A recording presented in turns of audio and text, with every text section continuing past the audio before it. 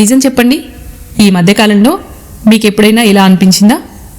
నేను రాత్రి పగలు కష్టపడుతున్నాను కానీ నా కష్టానికి తగ్గ ఫలితం రావడం లేదు.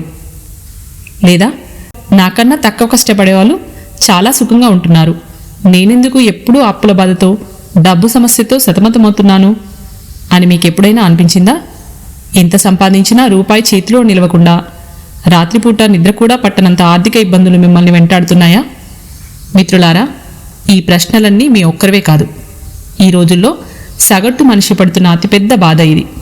అయితే మీ సమస్యలన్నింటికీ పరిష్కారంగా ఈ రోజు నుండి రాత్రివేళ మీ ఇంట్లో ఈ ఒక్క చిన్న పని చేయండి. మీ తలరాత పూర్తిగా మారిపోతుంది.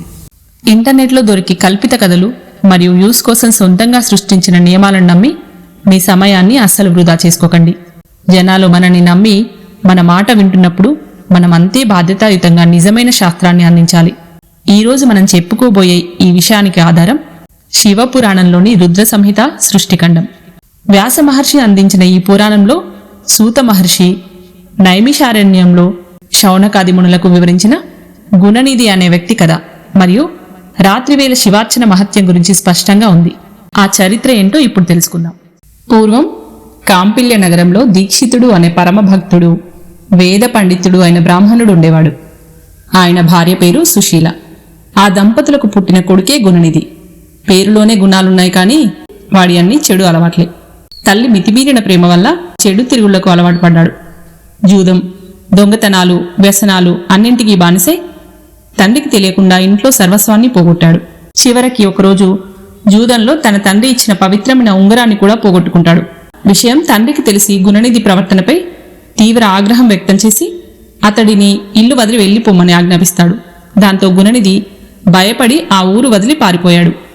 రోజుల తరబడి తిండి లేక ఆకలితో అడవులలో అలమటించసాగాడు. అలా తిండి కోసం అడవులలో వెతుకుతుండగా ఒకచోట కొంతమంది భక్తులు శివరాత్రి పర్వదినాన పూజా సామాగ్రి, రకరకాల నైవేద్యాలు పట్టుకుని శివాలయానికి వెళ్లడం గమనిస్తాడు. ఆ నైవేద్యాలు చూడగానే ఎలాగైనా సరే వాటిని దొంగిలించి తినాలి అని బుద్ధి పుట్టింది. ఆ భక్తులను అనుసరిస్తూ శివాలయంలోకి ప్రవేశించాడు. అక్కడ భక్తులు చేస్తున్న అభిషేకాలు, పూజలు గమనిస్తూ అర్ధరాత్రి ఎప్పుడవుతుందా, అందరూ ఎప్పుడు అలసిపోతారా అని ఒక మూలన పొంచి కూర్చొని చూస్తూ ఉన్నాడు. మనసంతా నైవేద్యాలపైనే ఉంది. కానీ అనుకోకుండానే వాడు ఆ రోజంతా ఉపవాసం ఉన్నట్లయింది. ఎందుకంటే తినడానికి ఏమీ దొరకలేదు. కానీ దొంగతనం చేయడానికి గుడిలోకి వెళ్లిన గుణనిధికి ఆ చీకటి అడ్డుగా మారింది. చీకటిగా ఉంటే నైవేద్య పాత్రలు ఎక్కడున్నాయో వాడికి కనిపించవు. అందుకే ఏం చేశాడంటే తను వేసుకున్న పై వస్త్రాన్ని చింపి ఒక ఒత్తిగా చుట్టి ఆరిపోతున్న ఆ దీపంలో వేసి మళ్లీ వెలిగించాడు. చీకటి మాయమై గర్భగుడి అంతా దివ్యమైన కాంతితో నిండిపోయింది. మిత్రులారా, ఇక్కడే వ్యాస మహర్షి చెప్పిన పరమసత్యం దాగి ఉంది. గుణనిధి భక్తితో దీపం పెట్టలేదు, కేవలం దొంగతనం కోసమే దీపం వెలిగించాడు. కాని రాత్రివేళ, అందులోనూ శివరాత్రి పర్వదినాన శివలింగం ముందు చీకటిని పోగొట్టి వెలుగును నింపినందుకు ఆ భోలాశంకరుడు పరమానందపడిపోయాడు. ఆ దీపం వెలిగించిన గుణనిధి నైవేద్య పాత్రను తీసుకుని పారిపోతుండగా అక్కడ ఉన్న భక్తులు వాడిని చూసి దొంగ దొంగ అని కేకలు వేశారు. ఆ గందరగోళంలో ఒక కాపలాదారుడు విసిన రాయి గుణనిధికి తగిలి అక్కడికక్కడే ప్రాణాలు కోల్పోయాడు. జీవితాంతం పాపాలు చేశాడు కాబట్టి ప్రాణాలను నరకానికి తీసుకెళ్లడానికి యమదూతలొచ్చారు. కాని సరిగ్గా అదే సమయానికి దివ్యమైన విమానంలో శివదూతలు కూడా అక్కడికి వచ్చారు. యమదూతలు ఆశ్చర్యపోయి, వీడు జీవితాంతం పాపాలు చేశాడు, దొంగ, వీడిని శివలోకానికి ఎలా తీసుకెళ్తారు అని అడిగారు. అప్పుడు శివదూతలు, వీడు తెలియకపోయినా శివరాత్రి రోజున ఉపవాసం ఉన్నాడు, అన్నింటికంటే ముఖ్యంగా రాత్రివేళ సాక్షాత్తు శివలింగం ముందు చీకటిని పోగొట్టి దీపాన్ని వెలిగించాడు, ఆ ఒక్క పుణ్యం వీడి జన్మజన్మల పాపాలను భస్మం చేసింది అని చెప్పి వాడిని శివలోకానికి తీసుకెళ్లారు. తర్వాతి జన్మలో అతడు కళింగ దేశ మహారాజుకు కుమారుడిగా పుట్టి చిన్నతనం నుండి శివభక్తుడిగా మారాడు. ఘోరమైన తపస్సు చేసి పరమశివుణ్ణి మెప్పించాడు.